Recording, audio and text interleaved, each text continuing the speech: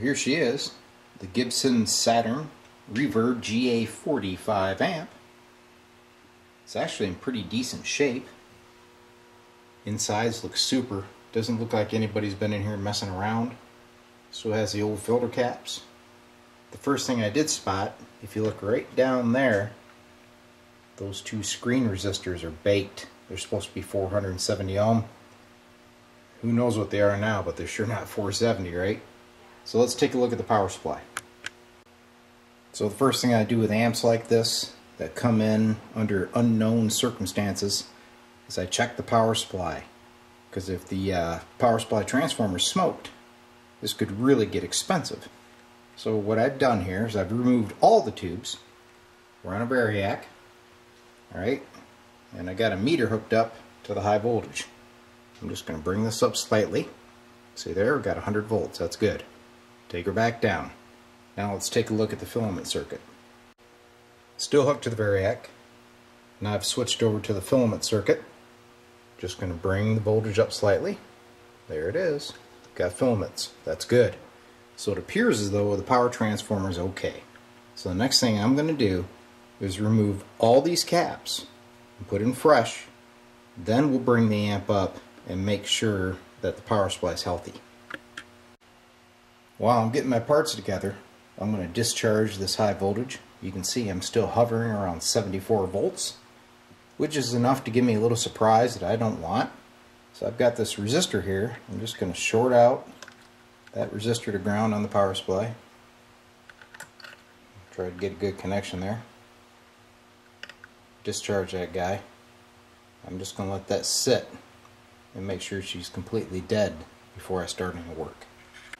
So if you get one of these old relics, the first thing you should do, especially if you see these fried resistors indicating power supply issues, change the caps. Don't even think about it. If these old guys are in here, get them out. So here's your negative bias caps. Those leak, and when they leak, your negative bias fails, and that's what eats your output tubes. Okay, so they're out. These caps here, you can tell they're old, they've served their purpose, they gotta go. Got some dual 20s here at 500. This is a 1020 at 450, and I believe this guy is dual 10s at 450. So we're going to put some modern technology type caps in here, which would be smaller, and they'll look great in this thing, and hopefully the power supply springs back to life after I do it. So let's start with this big Pegoramus here, get him out of there. Now what I'd recommend is leave yourself a road map. So these wires here are obviously the two hots and then the common, right? So let's get this guy out of here and hook this back up. Then I'll go to the bias caps and we'll work our way across.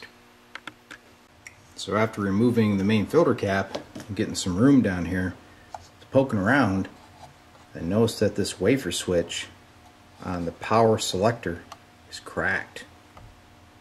That's a bummer. Well, the good thing is I talked to the owner and he doesn't even like this switch, so we're just going to change it out with a good old-fashioned toggle. Power supply is rebuilt. Here's that new toggle switch. You can see the new style capacitors, and I changed out those two smoked 470s. So now I'm going to bring it back up on the Variac. We'll see if the power supply is okay, and then we'll reinstall the tubes. There's the box of parts that came out. Got the meter set up here across the filter cap.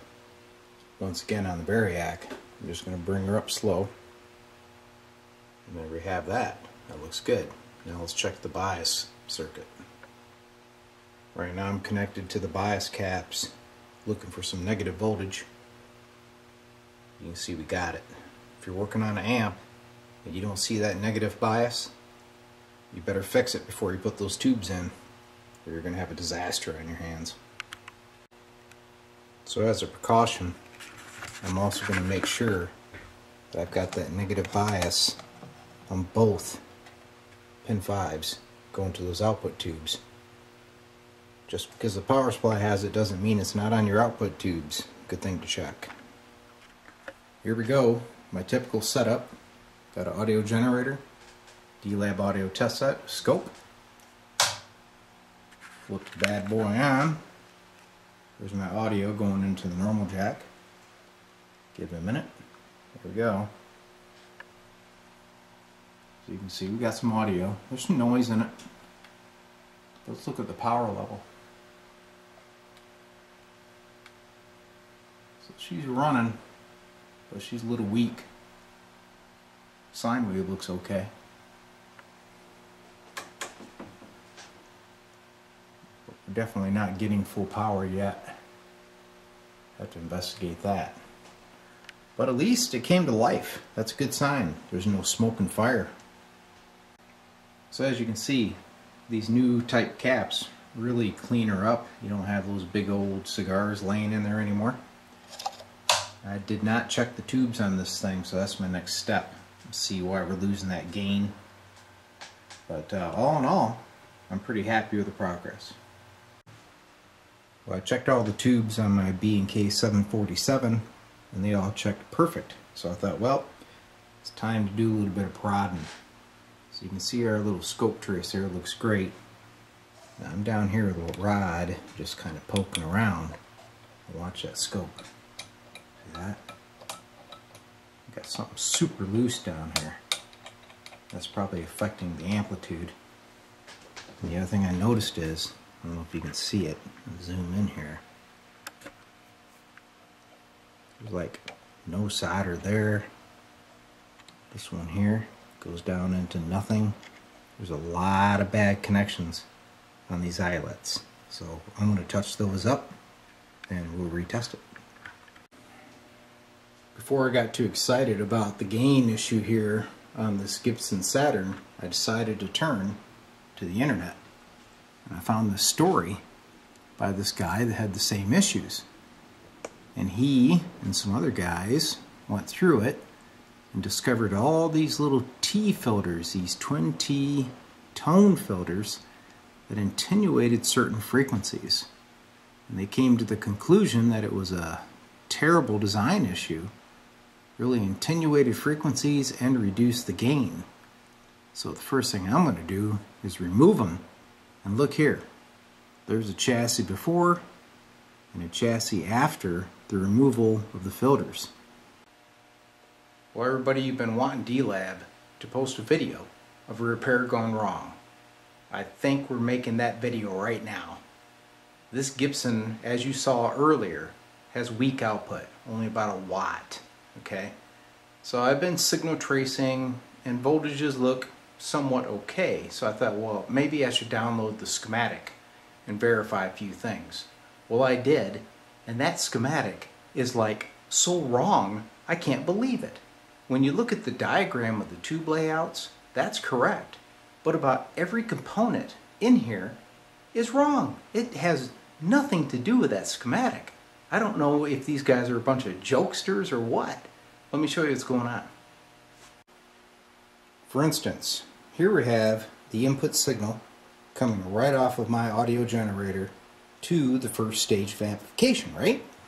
So I'm looking right off the cap that's coming off of the first preamp tube.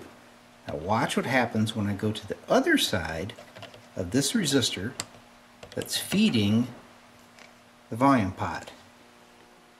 Look at my signal, dead on a doornail. Now there it is, very weak. Now watch what happens when I adjust the bass control. See it attenuate?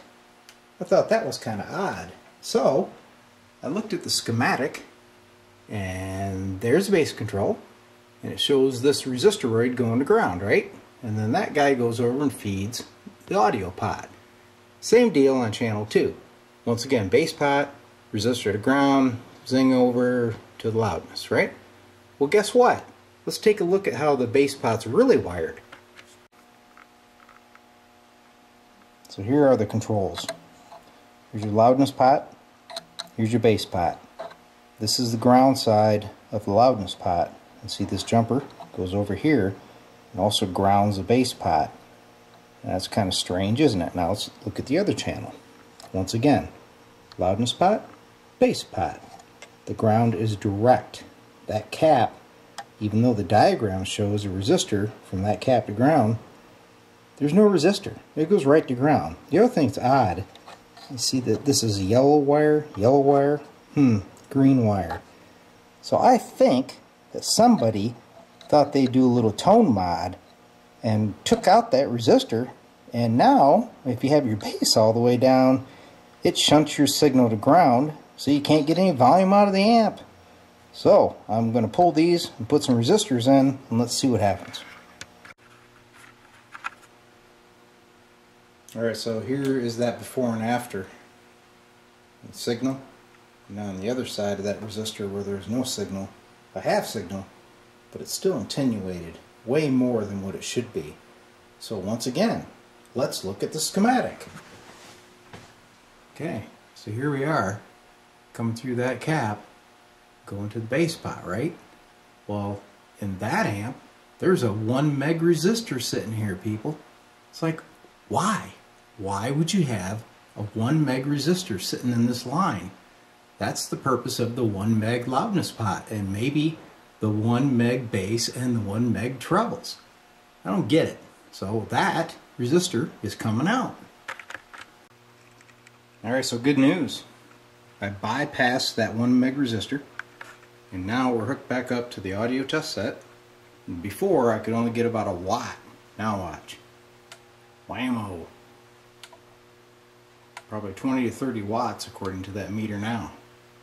So it needed to have that change. Once again, I have no idea why it was like that, because it looks original. So as you know, I already changed out a megaton of parts. Channel 1 is kind of working, but it sounds muddy. It's probably those stupid tone filters. I haven't pulled them out. I'm not gonna, alright? Also, reverb is nothing but a hum monster. The tank is open, that circuit is screwed up. I have no idea how it's wired. The tremolo, in-op, and of course channel B, the reverb channel, is as dead, if not deader, than what the first channel was. This was a real winner. After spending many hours on this project and dealing with the crappy documentation and the horrible design of this amp, I decided enough's enough. It's time to throw in the towel. So yeah, D-Leg gives, okay? You got me, Gibson. That was a good one. But I talked to the owner, and we've decided to give this amp a new life. And that you will see in an upcoming episode of Tube Amp Theta.